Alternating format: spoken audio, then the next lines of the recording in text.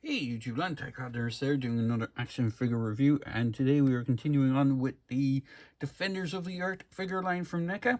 Now these are based on the old Galoob toy line, even though the actual figures are based on the animated appearances more than the action figures. There is one homage which I already mentioned in my previous video, which was the Garax.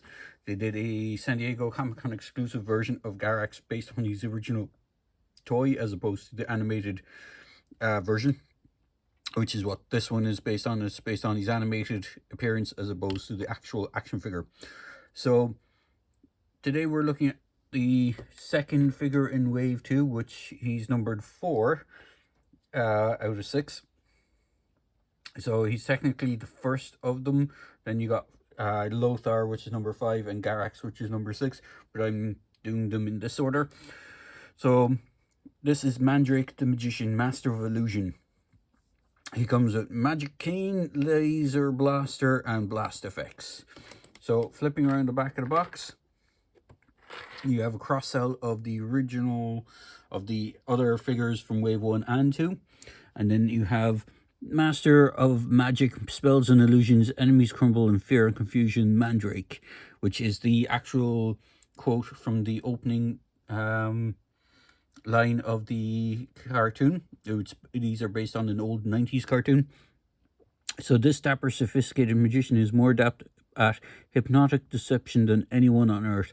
Mandrake is the ultimate authority on anything involving magic or the supernatural. He is called upon by his fellow defenders to penetrate the enemy using his incredible powers of mental supremacy, deception, and the occult. So, and then on the side you have an image of the figure, and then just all the people that worked on the line. Again, you have an image of a character on the side of the box, the Defenders of the Earth logo on the front, and it's a artist rendition of the figure, and then legally stuff on the bottom. So he's pretty much actually, this wave is actually interesting. It's one kind of reuse sculpt and then 2 new sculpts. So both Mandrake and Garax are completely unique sculpts. I don't think they share any parts with the previous, with maybe the exception of the hands. I think the hands might be just shared across the board, with the exception of some of the figures having unique hands. In this case, Mandrake has 2 unique hands and 2 kind of standard hands. So nearly most of the figures all come with a set of closed fists. So he comes with closed fists in the box. He has 3 alternate hands. So he has a trigger finger hand with his blaster. He has this mind manipulation sort of grasping outstretched hand for his right hand. He doesn't have a corresponding left hand version of it. It's just on his right. And then he has a cane holding hand, which is the one that I have in his hand at the moment. On his right hand, it is for holding his cane. His cane is actually quite nicely done. I'm not sure if you're seeing that. You see it there? It is a couple of different paint apps on it. So it has this bright kind of almost chrome top to it. Then there's a top section. Then there's a clear, it's, as far as I'm aware, it's supposed to be a crystal, some sort of manipulation mind crystal. It's what he uses as a walking cane and as a thing for, something, an item for basically using his magic powers or mind manipulation powers. There's a bit of gold on it as well. And then the main body of it is black, but it does stick into his hand quite nicely.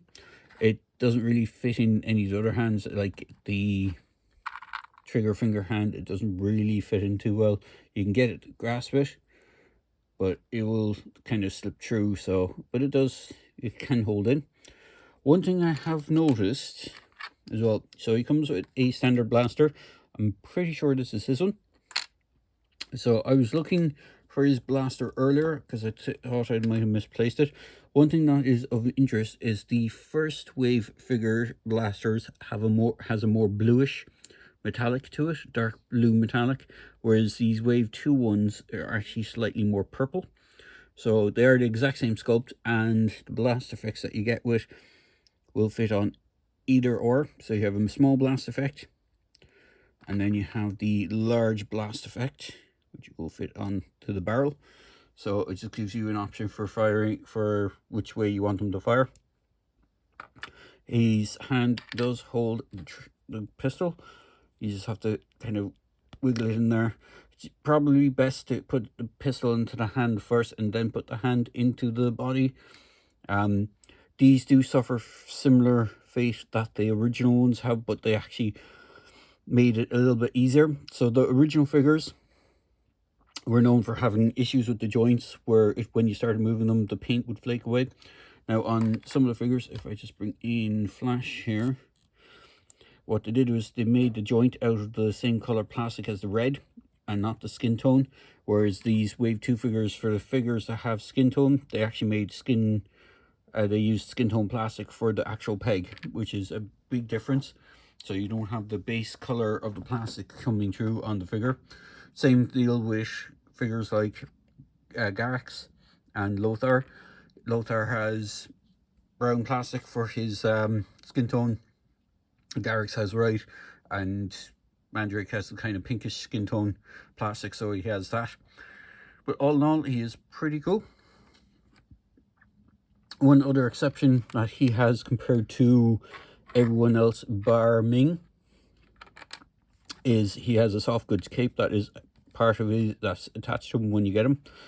So if I grab Ming the Merciless, you can see he has a similar wired cape. His one is a lot shorter and it's not as flamboyant as Ming's, but you can see Ming does have a cape as well. So all in all, he is a pretty nice figure. If I just bring in the tape measure just to see how tall he is, he should be about a little bit over 7 inches because of the top hat. So he is just a few millimeters over the 7 inches.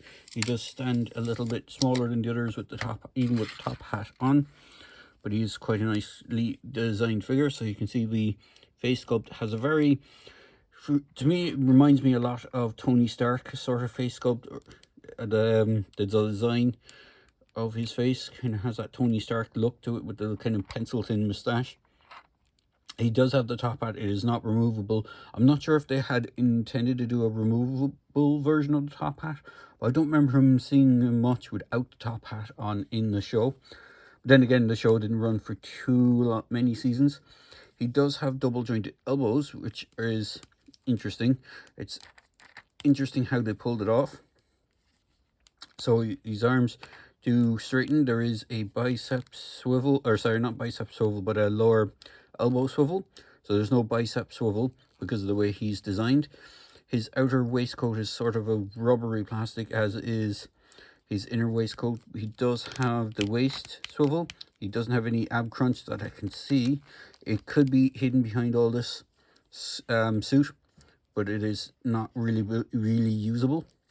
His arms can really only go up that much, so you can pretty much do a T-pose, but it is tight, especially on mine. He can rotate all the way around. This is a little bit flexible enough to just move it out of the way. His arms can rotate. His wrists can rotate, and depending on which one you have on, the hinge will be either or. His legs can do the splits only that much. He can kick forward. He does have thigh swivel. He does have a single jointed knee, unlike the others, which have double jointed knees. In fact, I believe everyone else has double jointed. He only has single jointed, and he has the rocker ankles with the dress shoes, and he does have the pointed wingtips, and there's a hinge at the front of the foot. So he does have a good lot of articulation. He does have 2 peg holes as well if you want them to hold, if you want them to be popped onto a display stand. He doesn't actually come with one. As I said, this is a sort of wired cape, so you can get a lot of posability. Now, I would say that this body sculpt, Neca tends to reuse parts sometimes in different lines and stuff.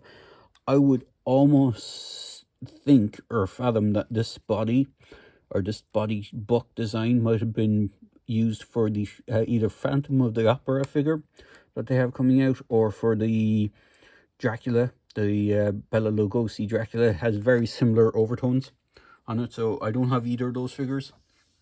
In fact, I don't think the Phantom is actually even out yet, but the Bela Lugosi figure is out. So I wouldn't be surprised if this body was reused for him and just given like a different treatment for the waistcoat and stuff, just to make it look more movie accurate. But he is quite a nicely done figure. So what I'm going to do is I'm going to bring in the Wave 1 figures that I have, and the Wave 2 figures that I've reviewed so far, which are everyone bar Lothar. Lothar is the last of Wave 2 to review. So there is Flash himself. There is the Mandrake the Magician. So Flash being the leader of the bunch, we'll pop him out to the front. We have the Phantom, the Ghost Who Walks, which is different to the other version of Phantom that they did. There's two versions of Phantom. This is the Defenders version. I can get him to stand without flopping over. And then on the bad guy front, we have Garax, who I reviewed recently. And we have Ming, the Merciless, which I reviewed quite a while back, if I recall. So, let me see if we can get everyone to stand without falling, would be nice. Ming is still one of my favorite versions of this character. They've done a couple of versions of Ming based on different iterations, but this version of Ming, the Defenders version of Ming, is the one that I remember the most.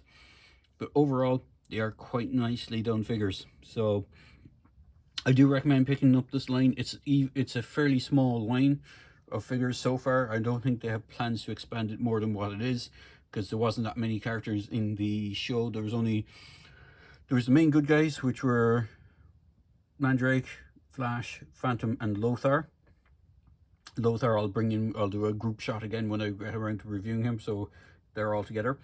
And then for the bad guys, there was really just Ming, Garax, and then a whole bunch of like generic robot guys, or ice robots. I don't remember much other kind of characters being in there.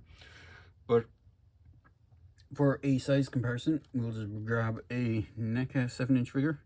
You can see how Batman stacks up, or Batman stacks up, and try not to knock everything. And just because I have one handy, and he's over here, we'll bring in Donnie from the TMNT movie line. So you can see how he stacks up as well. If we just can just stand without falling, that would be nice. There we go, Donnie. So you can see the kind of scale of these guys. So all in all, good line. As I do recommend picking them up. I got this whole line from Big Bad Toy Store. They are available at the time of this recording and different vendors and stuff like that. So it's basically see where you can get them the cheapest, or see where you can want to support to pick them up. But overall, I really enjoy this line. I think it's a really cool line. If you're a fan of the kind of niche figures, or the niche TV series, it is a kind of fun line to watch, to pick up. So there you go, guys. I hope you enjoyed this quick video review. As always, please feel free to like, comment, and subscribe to my channel. And I hope you enjoy your day. Cheers, guys.